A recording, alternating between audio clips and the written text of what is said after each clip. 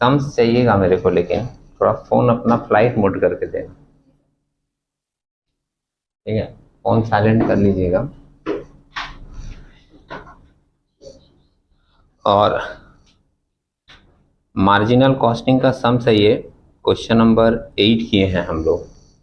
Sums को पढ़ के समझेंगे पहले, उसके बाद फिर सॉल्यूशन में जाएंगे।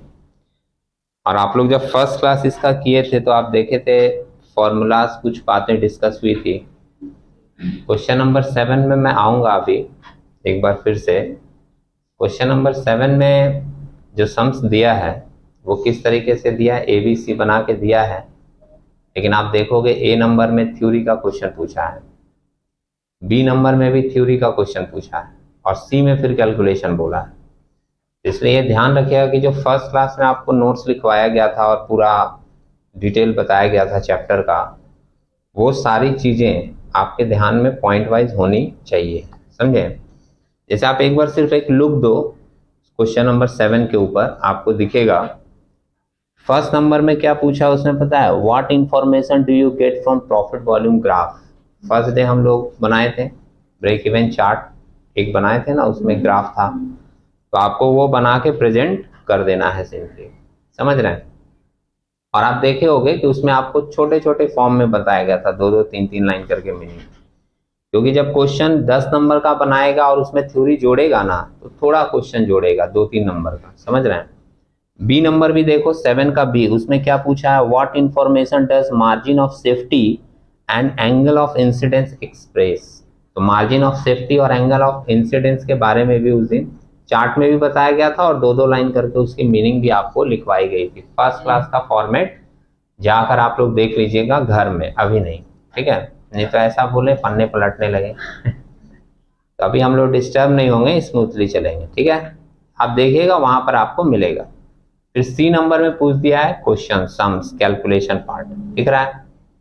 8 नंबर जो क्वेश्चन है उसमें भी 1 2 3 4 करके पूछा है, लेकिन 8 नंबर पार्ट में आप देखोगे थ्योरेटिकल कुछ नहीं पूछा है, तो आपका क्वेश्चन वो इस तरीके से बना सकता है, ये मेरे बोलने का पर्पस है। 7 टाइप भी देख लीजिए, वैसा भी बना सकता है थ्योरी सम्स ऐड करके, और 8 पार्ट भी देख लीजिए जिसमें 1 2 3 4 करके पूछा है, लेकिन सभी में कैलकुलेशन ही पूछा है। तो एक नॉर्मल कैलकुलेशन है, देख लेते हैं, जिन लोगों के माइंड में फॉर्मूलाज वगैरह होगा उसको इजीली समझ में आएगा।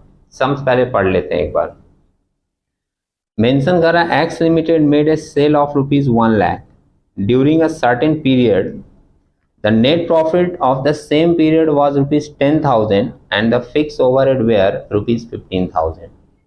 सेल्स दिया है, प्रॉफिट दिया है और फिक्स ओवरहेड दिया है, ठीक है। और हम लोगों से पूछा क्या है, फाइंड आउट।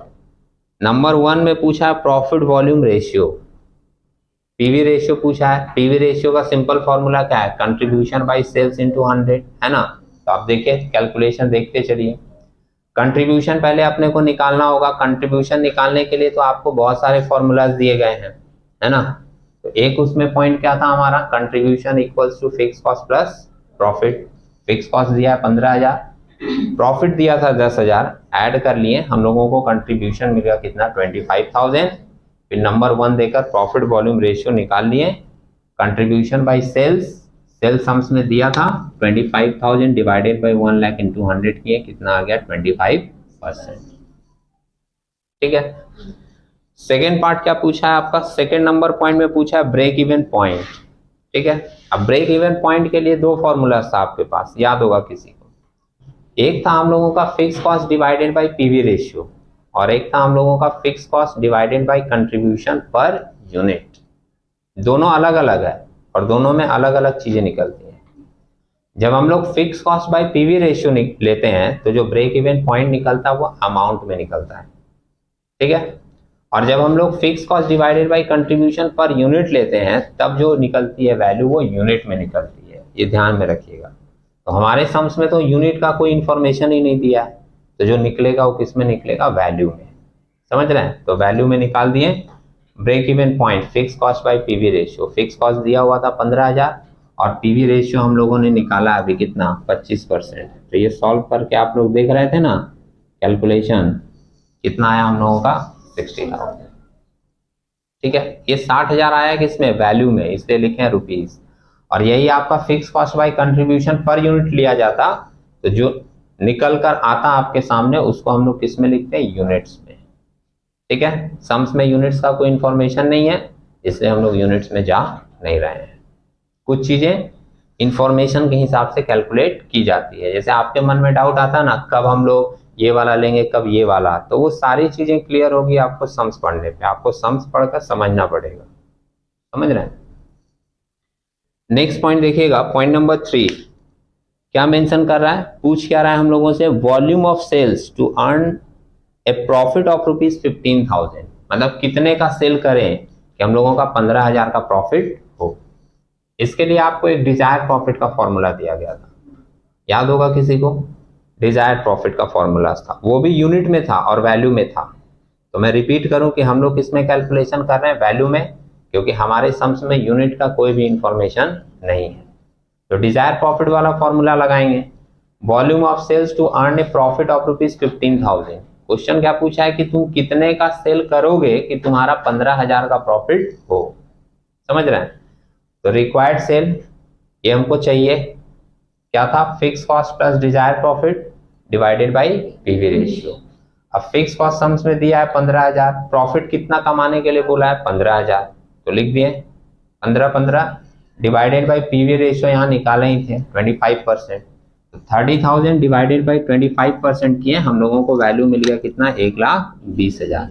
ये 1,20,000 क्या इंडिकेट कर रहा है कि अगर ये कंपनी 1,20,000 का सेल करेगी तो इसको 15,000 का प्रॉफिट होगा। ठीक है, सेल का तो कुछ ही पार्ट प्रॉफिट होता है ना, तो 1,20,000 का अगर ये सेल करेगी तो इसका प्रॉफिट कितना होगा, 15,000। क्लियर है। नेक्स्ट और लास्ट पॉइंट क्या पूछा है इसमें, point number 4, net profit from a sales of ₹1,50,000। आप देखो पॉइंट नंबर 3 और 4 एक ही जैसा है, थोड़ा सा चेंज किया है। 3 नंबर में क्या पूछा था कि हम कितने का सेल करें कि 15,000 का प्रॉफिट हो, कितने का सेल करें कि 15,000 का प्रॉफिट हो, ये 3 में पूछा है। और 4 में क्या पूछा है कि अगर हम लोग 1.5 लाख का सेल करें तो कितना प्रॉफिट होगा, 1.5 लाख का सेल करें तो कितना प्रॉफिट होगा। समझ रहे हैं, कोई फॉर्मूला चेंज नहीं करेंगे, हम लोग यही वाला फॉर्मूला लेंगे, दिख रहा है, बस यही फॉर्मूला लेंगे। इसमें बोला 1.5 लाख का सेल करें तो सेल की जगह 1.5 लाख लिख देंगे, तो कितना प्रॉफिट होगा ये पूछा है ना, तो प्रॉफिट हम लोग निकालेंगे। समझ रहे हैं। आप देखो इसी फॉर्मूला को सेम यहां पर लिखे हैं, थोड़े वर्ड बदल दिए हैं पॉइंट के हिसाब से। रिक्वायर्ड सेल के जगह हम लोग सेल लिख दिए, रिक्वायर्ड इसलिए नहीं लिखे क्योंकि वो तो दिया हुआ है।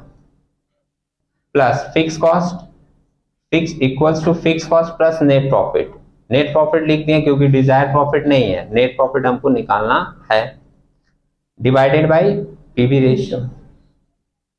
सेल के जगह पर लिख दिए 1.5 लाख दिया हुआ है, फिक्स कॉस्ट दी हुई थी कितना, 1,50,000 प्लस नेट प्रॉफिट तो निकालना ही है, डिवाइडेड बाय पीवी रेशियो कितना 25%। कैलकुलेशन देख लीजिएगा अगर कैलकुलेशन में डाउट हो तो। क्या किए इसको, 1,50,000 को आप 25% क्रॉस मल्टीप्लाई करोगे ना, तो 1,50,000 इंटू 25% करोगे तो आपको वैल्यू मिलेगा 37,500।